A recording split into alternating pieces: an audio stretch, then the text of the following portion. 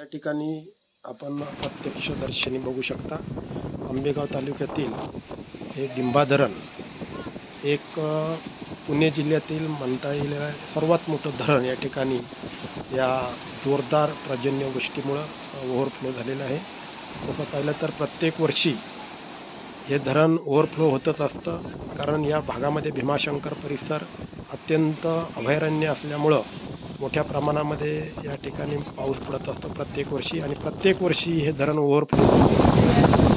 विशेष म्हणजे ह्या धरणाचं पाणी या ठिकाणी वाया जात नाही, पुढे जाऊन हे दुसऱ्या धरणाला हे पाणी मिळतं। त्यामुळे हे पूर्णपणे पाणी याचा उपयोग खालील धरणांना होत असतो, त्या ठिकाणी याचा प्रचंड मोठा साठा त्या ठिकाणी होत असतो। त्यामुळे हे पाणी वाया जात नाही आणि अतिशय मोठं धरण या भागातील असल्यामुळं या ठिकाणी बरेचसे पर्यटनाच्या माध्यमातून भीमाशंकरचं अभयारण्य आणि भीमाशंकर 12 ज्योतिर्लिंगापैकी एक हे ज्योतिर्लिंग आहे, त्या माध्यमातून हे पर्यटन स्थळ अतिशय जोरदार पाऊस पडल्यामुळं या ठिकाणी जोरदार संपूर्ण क्षमतेने या ठिकाणी सगळे दरवाजे खोलण्यात आलेले आहेत।